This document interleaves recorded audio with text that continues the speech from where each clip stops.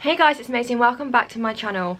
So, as you could tell by today's title, I did an interview with JP Riley, also known as James. He is an upcoming artist and musician from the general area of sort of like the West Midlands and Birmingham area of the UK. And we thought that it would be a really cool idea to do an interview to talk about his music, him as an artist, and his new song. The song is called April 23rd.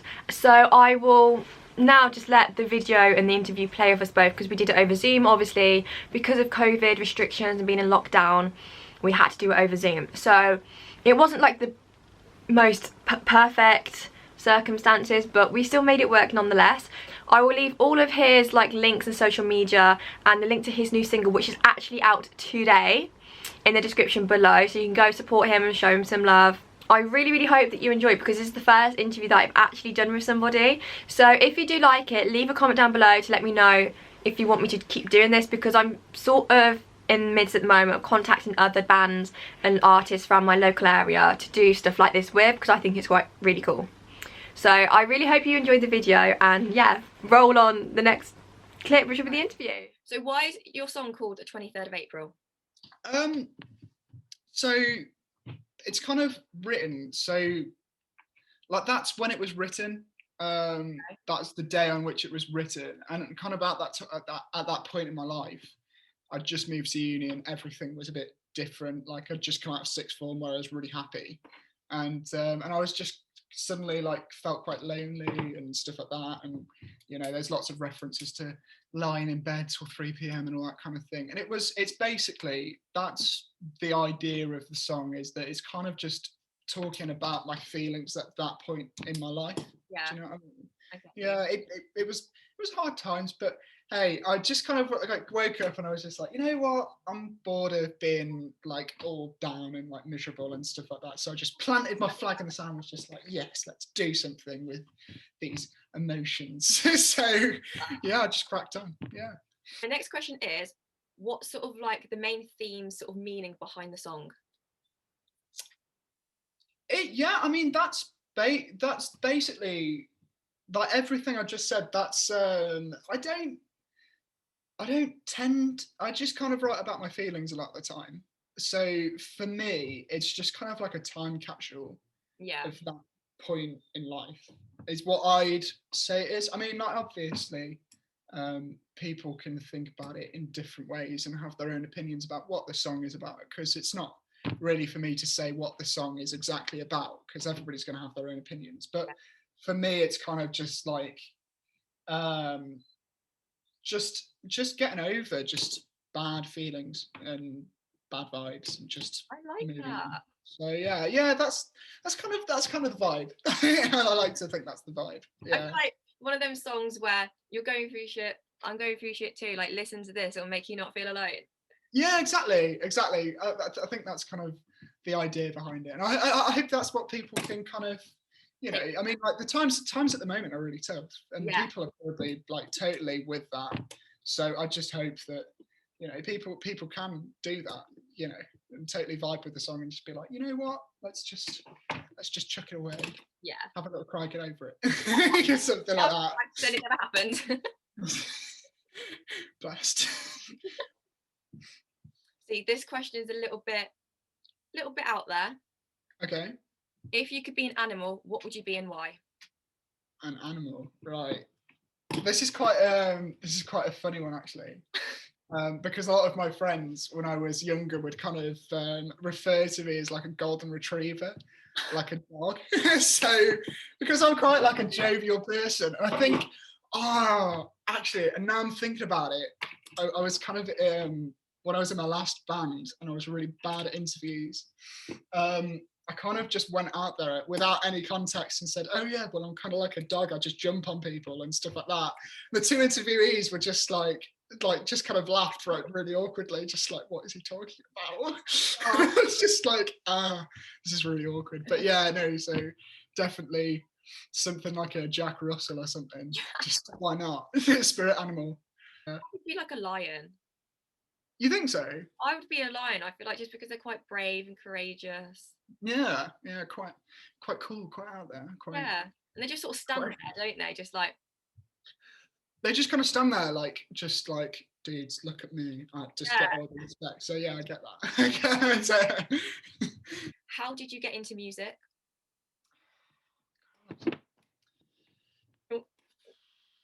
that's a good question. For me, I wasn't actually into music first. I actually came from the point of I was quite theatrical when I was much younger. Yeah. And I used to take myself down to little theatre in Bridgnorth, my little hometown where I was born and all that kind of thing, and just walk down to the theatre on the steps and just, you know, tootle about and do a few little shows and stuff like that. And then basically after that, it just kind of got more and more. I went to like better academies and all that kind of thing. Went on a course in the summer between the summer after I was in sixth form the first year, and went to London to do like a contemporary dance show.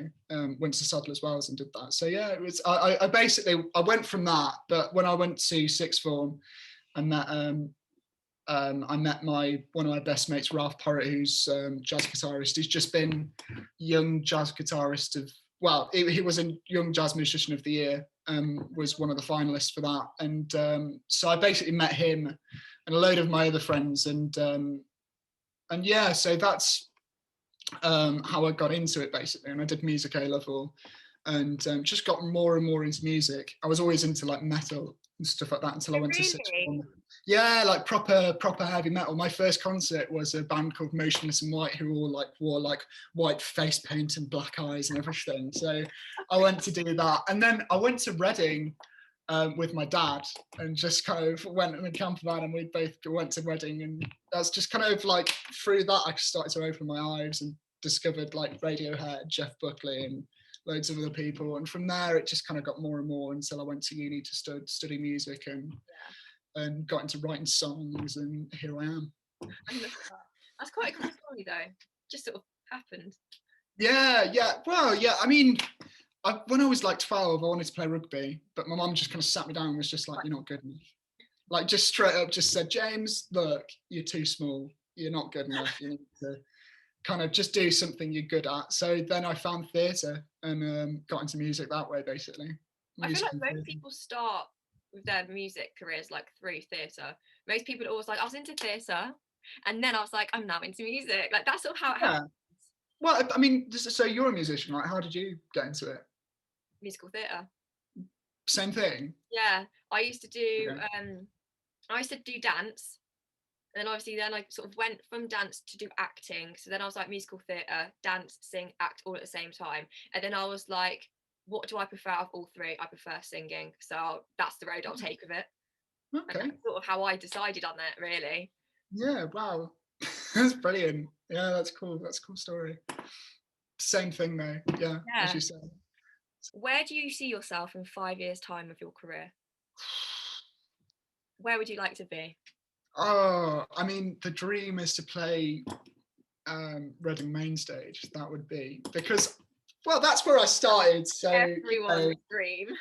It would be just that full circle moment, just to stand there in front of that many people and be like, wow, you know, 5 years ago I was coming as like a, you know, one of the, just coming to spectate. Now I'm here performing. So, you know, that would be the massive full circle moment, to stand on Reading main stage.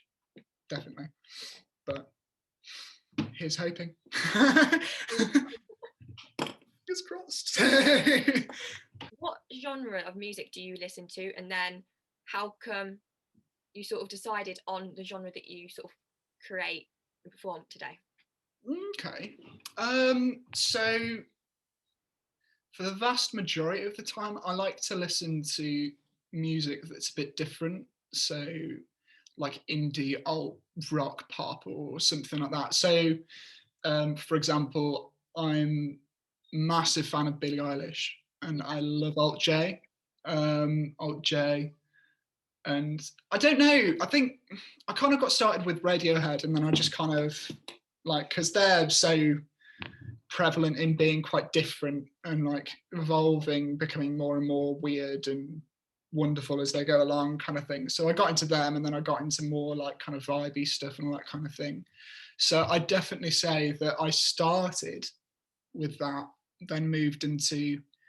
But I'm a respecter of all music. Like I said, I'm still into metal, and I'm still into. I love classical music. I love I love so many types of music. But for me, I just got started on making music because I wanted to make something different and something that sounded like me. And I'm a bit, in your face and weird and wonderful. So if I do say anything myself, but I just, I wanted to make something that was different as I could make it. And so that's the way that I went with that. And yeah.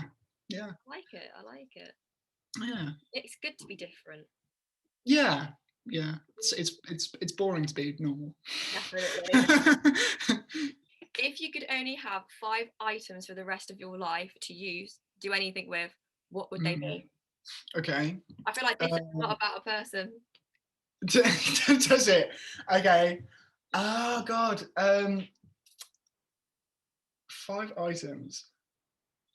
Oh, that's a really good question. I'm gonna say I couldn't live without my laptop. Yeah. Like if I could put musical instruments all in one, then I would have to put everything all in one. But I couldn't live without my laptop and my interface and my guitar, my beautiful Fender guitar. Yeah. In fact, I'll just get that up. Hold on. My Fender Tele, so gorgeous. So I'd have to say my those things. Just smack the guitar. Those things. Oh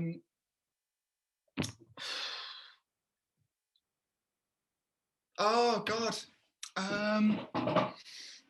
Couldn't go without my Mary Berry cookbook. I love that. Because I absolutely love cooking, and I couldn't go without my wonderful girlfriend Molly. Those are my 5 things that I couldn't live without. I try. Who is your biggest inspiration? Oh, I'd have to say, I'd have to go with Tom York, definitely Radiohead, like without a doubt, because I think that's where I really started. I keep coming back to Radiohead, but and if not, flipping heck. Yeah, I'd have to say Radiohead, but or actually, I'll tell you who really got me into music to start with is Nirvana. So either Nirvana or Radiohead. So that's where I started, and then Radiohead was where I kind of embellished and got into more stuff. So yeah, I'd have to say one of those 2. There we go. That's a good answer. What was your favourite part in the whole process of creating your song? So for me, my favourite part of creating the song was definitely recording it, because it's all recorded at home, either my home or Mike, my drummer, recorded all the drums from his house, because it was recorded properly in the first lockdown. So that the way I work a lot of the time is I use my laptop to compose, and I just kind of record all these different sounds and layer them up and do all that kind of thing. And so it's all recorded from home. And then when I was able to, I recorded the vocals with my producer, Tony Biggs, who's such a cool guy. He used to be an MC. He travelled the world like with Chasing Status and Rudimental and all these different people. And he's such a cool guy. Like he came around for tea a while ago when it was legal to do so, and he was just like showing me all these different photos of him like on stage performing to 60,000 people, and it's just like just amazing. So he's a really cool guy. So I recorded the vocals with him in my old bedroom in my parents' house in the attic. So it was a really cool process of getting all that recorded. And yeah, so I'd have to say the recording of it definitely. But at the same time, when you I'm really like tough on myself. Yeah. And I'm like, oh, but I just don't like how that sounds, or I don't like how this sounds, or I don't like how that works. It's not different enough. It's not cool enough. It's not whatever. It's not catchy enough, or whatever. And I sit there and I really scrutinize over everything I do. So often I find it really hard to just pump out songs. So when I eventually do like get this song together, or like 3 songs in like 2 days or whatever, it's like the best feeling. And particularly with 23rd of April, it was just that process of getting that song written was just a breath of fresh air. It just felt so great. It felt amazing. So I'd have to say recording, because it was interesting like how I recorded it, but it's cool. I enjoyed every part making the songs, but those were the 2 that I loved.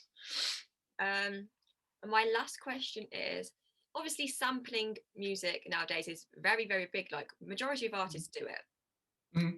So my question is, how would you do that with your music?